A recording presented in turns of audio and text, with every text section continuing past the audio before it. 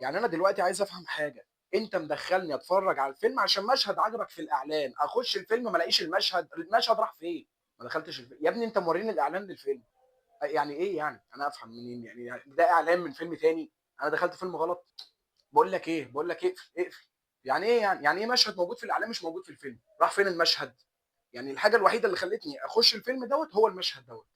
مش هنرغي كتير، بقول لك ايه، خد لك لقطه. لقطة. أيوة زميلي خد لك لقطة. طفرة في جيلي أيوة أنا فلتة. لقطة. أيوة زميلي خد لك لقطة. في الحلقة أيوة فاكك أنا الشفرة. لقطة. أيوة زميلي خد لك لقطة لقطة. طفرة في جيلي أيوة أنا فلتة. لقطة. أيوة زميلي خد لك لقطة. في الحلقة أيوة فاكك أنا الشفرة. لحظة لقطة خد لك زميلي لقطة. لحظة لقطة شايفك محروم مني شطة. لحظة لقطة خد لك زميلي لقطة. لحظة لقطة طول الحلقة دماغي رايقة. لقطة. أيوة زميلي خد لك لقطة. طفرة في جيلي أيوة أنا فلتة. لقطة. أيوة زميلي خد لك لقطة. في الحلقة أيوة فاكك أنا الشفرة. ايه الاخبار يا بالصحاب؟ وحشني جدا جدا جدا جدا. حلقه النهارده عن المونتير. هل المونتير اللي بيشتغل على الفيلم هو المونتير اللي بيشتغل على الاعلان، ولا ده واحد وده واحد؟ بص، خليني اقول لك ان مش كل اللي انت بتشوفه في الاعلان او في التريلر بتاع الفيلم هو اللي هتلاقيه في الفيلم نفسه. مش شرط، ولا بنفس الطريقه ولا بنفس الاداء، لان احنا عندنا امثله كتير جدا عن ان اللي في الاعلان مش هو اللي موجود في الفيلم، او حتى لو هو اللي موجود مش بنفس طريقه الاداء. يعني احنا مثلا لو رحنا الفيلم شبه فيلم ابراهيم الابيض، اخراج مروان حامد، تاليف عباس ابو الحسن، شوت شبه بتاع محمود عبد العزيز اللي هو حد اللي يشوق لحاجه، الانترنس بتاع دخول الكاركتر نفسه احنا عارفين وحافظين كلنا من الفيلم، حد اللي يشوق لحاجه ايه وبيسكت. لا، هو في الانترو او في التريلر بتاع الفيلم هو بيشتم حرفيا. بص، احنا هنشوفه مع بعضينا، مش هنتكلم كتير، يلا بينا.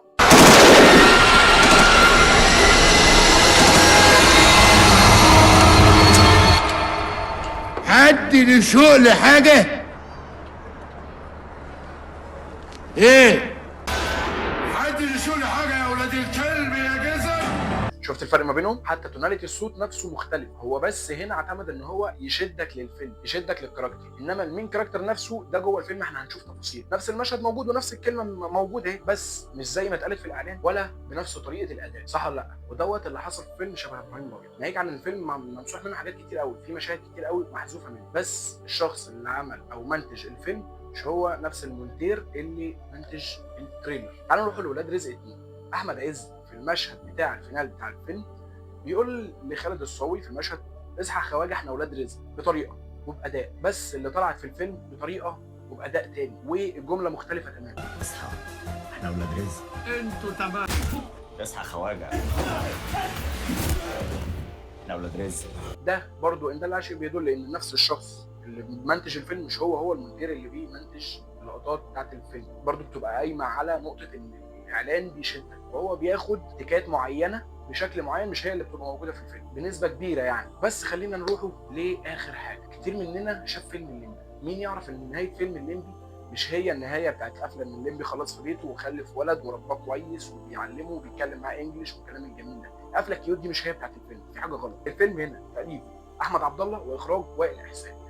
وهنا خليني اكلمك على نقطه ان الفيلم كانت قفلته ان اللي هيموت في اخر الفيلم، في حد هيموت وهي كانت عامله كده. الفيلم انت لو اتفرجت عليه من اوله لاخره بالقفله الطبيعيه فيه هتلاحظ ان الفيلم نفسه ما فيهوش فيلن، ما فيهوش شخص شرير. الفيلم من اوله لاخره هم بيدوروا على مشكله، ان هو الليمبي عايز يتجوز نوسه وبس. لو انت اتفرجت على الاعلان هتلاقي في مشهد موجود لخناقه هو الليمبي وعم بخ بيتخانقوا مع حد، ده مش موجود، مفيش خناقه. انا هنا مش بتكلم على مشهد العزم، انا هنا بتكلم على مشهد لخناقه.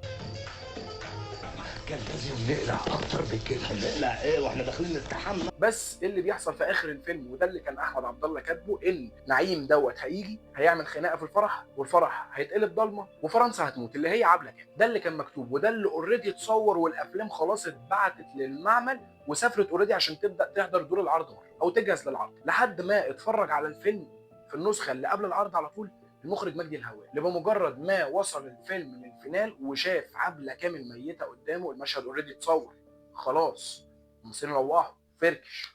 مجرد ما شاف الفينال ديت ساب القاعه اللي بيتفرجوا فيها وخرج. فراح له احمد عبد الله وراح له وائل احسان، قال له انت خرجت ليه؟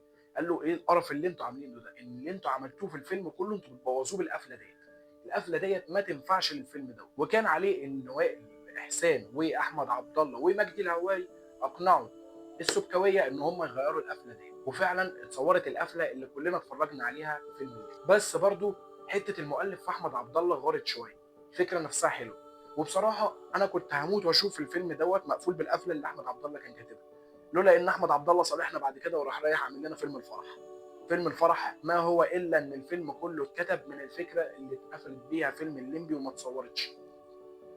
فحد بيعمل فرح عشان يلم نقطه، وفي الاخر امه بتموت والفرح بيتقلب ضلمه. انا بصراحه مبسوط من ان انا شفت فيلم الفرح، بس كان نفسي اشوف الاداء بتاع الكاركتر بتاع محمد سعد وهو بيعمل لي مشهد درامي بحت على موت عبله كامل. بس لحد هنا احنا اتفقنا مع بعضينا ان الشخص المونتير اللي بيمنتج الفيلم مش هو المونتير اللي بيشتغل على التريلر. اتمنى اكون افدتك، اتمنى تكون المعلومه كانت جديده عليك، اتمنى ما اكونش طولت عليك. ما تنساش لايك كومنت سبسكرايب وشير للقنوات اللي موجوده. نقدم حلقه كل اثنين كل خميس، وانتظروا برنامج في الكورنر اخويا بسام قريب جدا جدا جدا جدا. هتلاقوا اللينك بتاع القناه تحت هنا، انزل اعمل لها سبسكرايب. المحتوى اللي هيجي هيبقى عاجبك جدا جدا جدا جدا جدا.